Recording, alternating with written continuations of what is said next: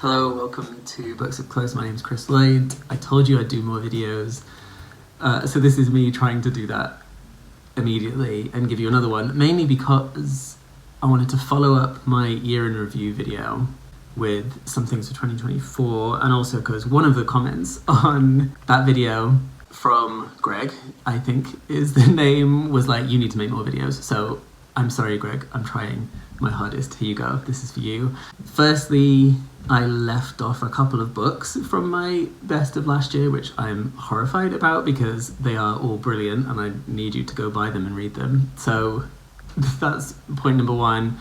Point number two is there's tons of books I'm looking forward to this year that I wanted to talk about, and most of them you'll probably know anyway, but these are the ones that are on my list of things to be excited about. Then there'll be a couple of reading intentions from me. I don't really do resolutions, I don't believe in those. Time is a construct, etc., etc. But a couple of things I want to be more attentive to or intentional with this year with my reading. And then I'm going to share some that you sent me on Instagram and other places of the reading intentions that you have. So we'll go through all of those in this video today. So firstly, I forgot 3 books. The first one from last year was Naomi Klein's Doppelganger, which is so good. I don't know why I didn't mention this before. There are a couple of moments where I have question marks, but I was listening to it as an audiobook rather than reading the physical copy, and I would have gone back to it, but I find audiobooks hard to kind of navigate in that way.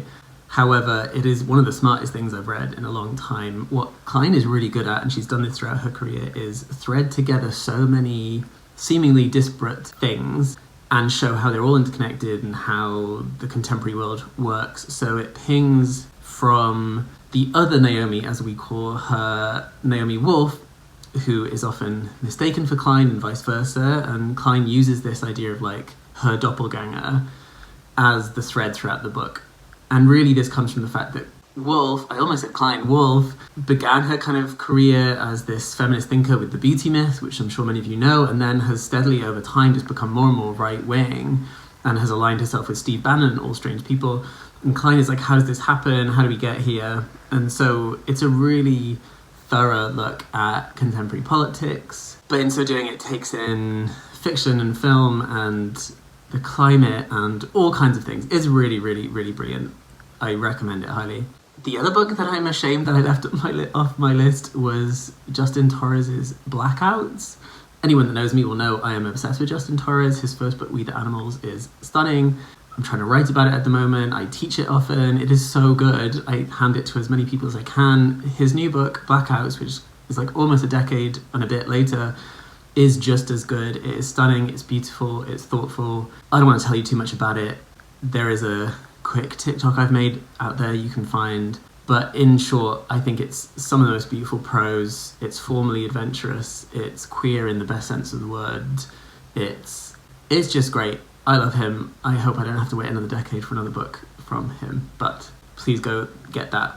And then the third one, which I did make a TikTok about, is called Stay True by Hua Su, which is one of the most heartbreaking memoirs I've read maybe ever.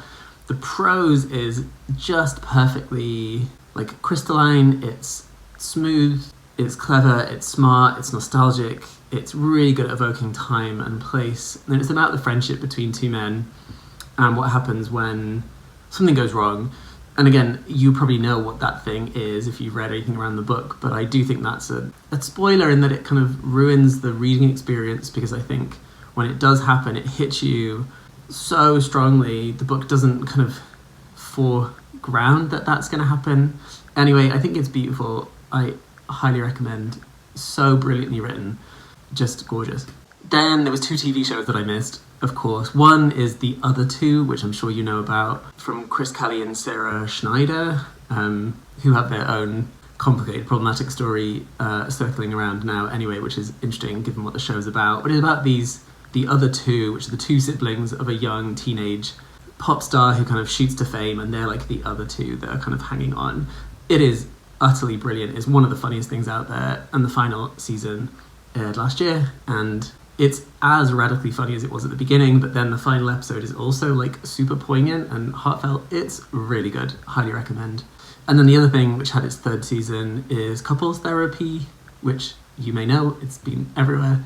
And kind of like my love for Esther Perel and Where Should We Begin, the podcast where you listen in on a therapy session, this is like recorded. So there's so many things to say about that anyway, about what therapy looks like when it's being filmed. However, the show is at its most interesting when it's focusing on the therapist herself, Orna Guralnick. Orna is so entrancing, I think, as a like central figure in the show. She's like the protagonist in a way, in that you're kind of following her thoughts as she goes through these sessions, as she then sits with the emotions when the couples have left, and when she goes and walks her dog, when she sees her own supervisor therapist. And then in the third season, she sits among kind of colleagues and they talk through some of the things they're going through in their therapy sessions, with a great appearance by Noah Alsadir, whose book Animal Joy I shouted out a while ago on here. Really, really good. Fascinating viewing. I binged it so quickly. Okay, so those are the things I missed. I should have told you about in the last video, but I'm telling you now, it's an update. So instead, I want to talk about the books of 2024 that I am looking forward to. I have many. I'm guessing most of them will be on your list, but here are mine. Some of them I know lots about, some I know nothing about, so we're going to go there. So the first is one that I briefly reviewed on TikTok, which is Percival Everett's new novel called James. And Everett at this point is writing a book a year somehow, and each book is a radically different departure from the one before it. The only one that was a huge miss for me was Dr. No, which I thought was terrible and strange, and not in a good way. I love his strange books, but that one, it wasn't for me. The others, The Trees, Telephone, really, really good. James is a rewriting of The Adventures of Huckleberry Finn, and it is brilliant. You don't even need to have read Huckleberry Finn, I don't think, to like enjoy this book. I mean, it helps in some ways, but in other ways, you don't need to. It works on its own as a novel. And there are two very clear, formal things that happen in the book that really blow this book out of the water. And yeah, you will fly through it, and it is brilliant. Then I'm obviously looking forward to Judith Butler's first kind of like trade book, if you like, quote unquote, which is called Who's Afraid of Gender, which is a brilliant title for a book and really kind of brings us back to their first offering, Gender Trouble, in like the late 90s, but this time from more kind of wide audience. And I can't wait. I think it's going to be great in demolishing all of the kind of nonsense transphobia out there and the kind of TERF narratives that we need to push back on. And Butler, I love their prose even when it's difficult, so I can only wonder what this is going to look like, a kind of stripped back, more accessible prose. They write well regardless, so I'm into it. I'm also really excited for Philip B. Williams' book Hours. That's O-U-R-S, which is a kind of, I think, magical realist novel set during slavery. I cannot wait. It's about a kind of small community of escaped people who had been enslaved, who live in this kind of magical town that's kind of protected by this invisible barrier. I think this is what it's about, but it looks stunning and the cover is gorgeous as well, so it ticks lots of boxes for me. I'm also excited for Sheila Heti's Alphabetical Diaries, which is being published by Fitzcarraldo in the UK. And like Heti's other work, it's a kind of formal and inventive book that kind of takes her diary entries and rearranges them in alphabetical order. I'm into it regardless. And one of the comments, which I'll put up here, from one of you below on the other video said that you'll buy anything that Fitzcarraldo publishes right now, so that's going to be on the list. And then also interested, talking about formal inventiveness for Change by Edouard L, which is being published in English this year, so I'm fully excited for that. I love everything Louis does, and I can't imagine this is going to let me down in any way, so I'm very excited. I wish I could read French properly so that I could read his books in the original when they come out, but anyway, that's a story for another day. Sticking with the French, Annie Elno's latest book to be translated and published with Fitzcarraldo in this country is called A Woman's Story, and as you know, I've been consuming all of her books over the past year or so, and I'm excited for another one to add to the list because I think she's incredible. She writes sentences like no one else.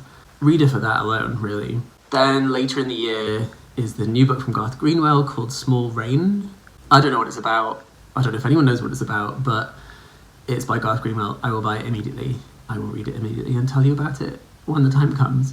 His last two books, Cleanness and What Belongs to You, I think are beautiful. Again, stunning prose, really interesting look at queer lives. Bye. while we're on queer lives, Jason Okenday's non-fiction book called Revolutionary Acts, which is about queer Black Britain, looks amazing. It's had recommendation from loads of people I love. So that's definitely on my list. That comes out soon-ish, I think. So I'll be getting that. I will be reviewing it. I'll probably make my colleagues at work read it. We'll do a book club because I think it looks fascinating and important. And what more can you want from a book, really? Then I want to recommend Kaveh Akbar's Martyr. I've started reading a proof of it online, but I hate reading on my screen, so I'm going to have to just get it as soon as it comes out. But Kaveh's poetry really speaks to me. I think it's brilliant. So I'm fully invested in a novel by him, so I'm in. And yeah, that's called Martyr, with an exclamation mark.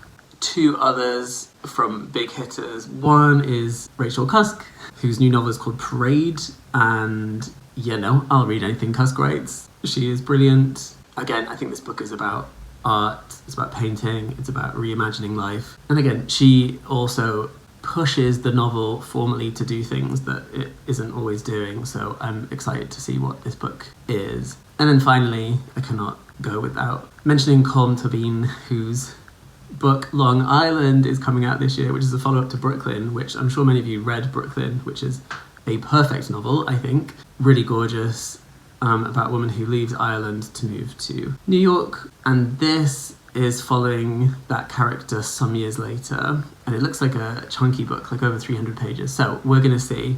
I'm really excited for that, to delve into it. I mean, I've still got The Magician that I haven't finished reading. So anyway, this might be the year of Colm. I love him. His writing is beautiful. He writes so tenderly and thoughtfully. Love. Okay, the other thing I wanted to talk about was reading intentions, resolutions, plans for the year ahead.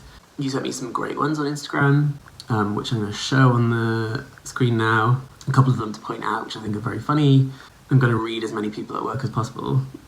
You know who you are who wrote that. Other people talked about reading more essays, more work by Aboriginal writers, more South Asian literature.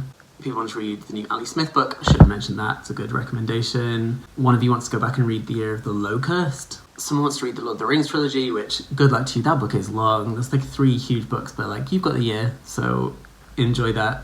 Someone else mentions Goths. Small Rain. I'm onto that. Some recommendations of Pay As You Go.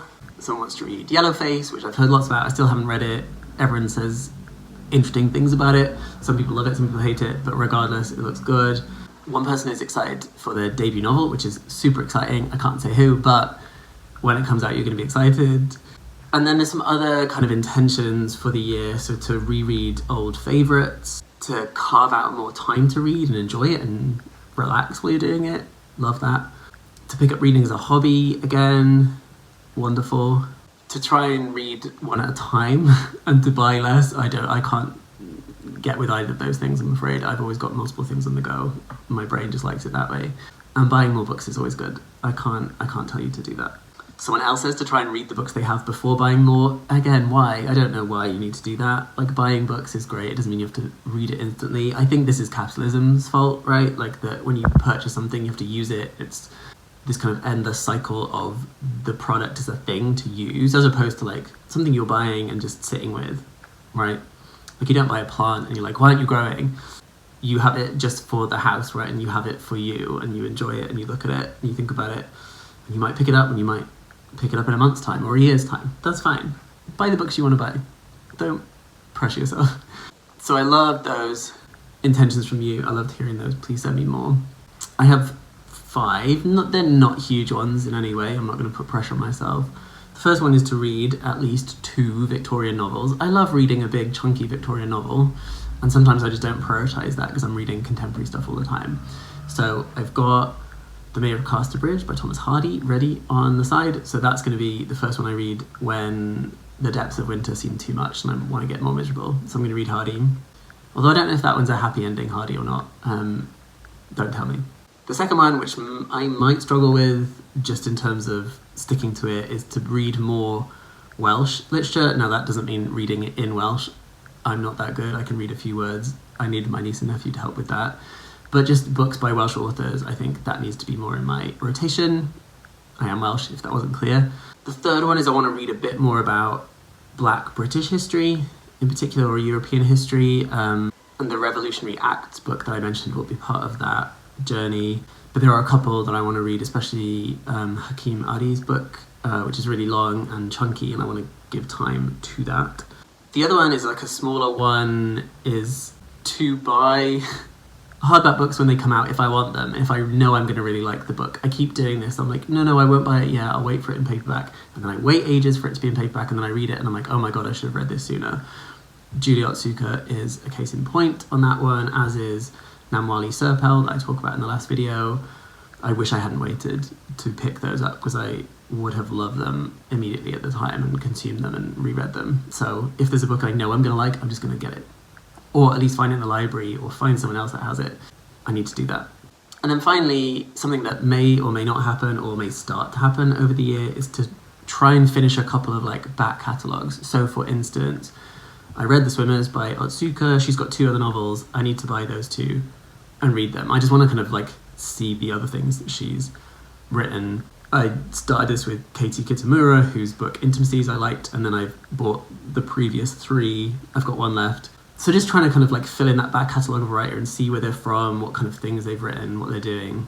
So that's one thing I want to... I used to do this a lot. I started with someone like Philip Roth when I was really into his books, and I would buy as many of his older ones as possible, but he's got such a big back catalogue, it never happened. Or Toni Morrison, I did that with her too. So I want to be a bit more intentional, being like, I love this author, let's see what else they've written.